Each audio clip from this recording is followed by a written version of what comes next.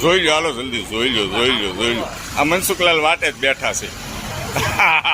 જો આવું ફળ આવશે ભાઈ, આ ધ્યાનમાં આવશે અને બધું પાકેલું ફળ મળશે બધું.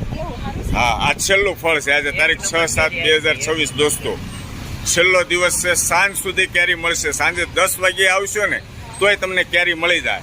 કેરી ખાવાના શોખીન હોય પહોંચી 12 વાગ્યા લગન આવીશો ને તો આ કેરી મળે. રાતે 12 વાગે 12 વાગ્યા લગન ઓરિજિનલ કચ્છ રાફલની કેરી છે. આવી આ બગડે મનસુખલાલ. એક 10 દિવસ હજી પડી રહી ને તો કોઠલેથી છૂટી નહીં પડે. ઘણા ખરાનું કેવું છે કે વરસાદ બહુ છે એના હિસાબે ખરાબ થઈ જાય. વરસાદની કેરી આવે.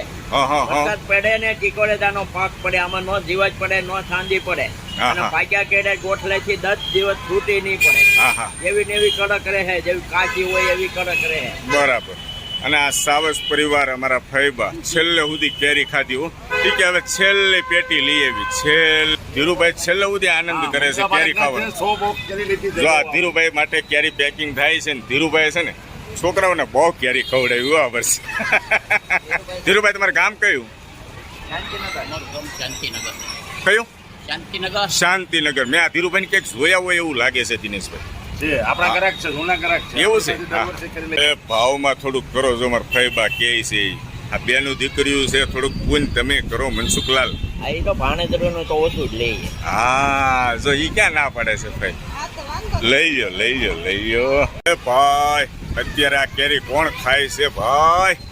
અત્યારે તો કેરીના શોખીન હોય ને એ ખાય, પણ કેરી મોંઘી થઈ ગઈ અતુલ કુમાર, પણ કેરી એક નંબર ખાધા જેવી આવી છે. હજી કેરી મળે દોસ્તો. તારીખ આજ 6/7/2026 અને ખાવાવાળા ખાય છે. જો આ પેટીઓ તૈયાર થાય છે, કચ્છનો માલ છે, ઓરિજિનલ કેરી. અને આજે તારીખ છે 6/7/2026 સાંજ સુધી મળશે કેરી દિનેશભાઈ.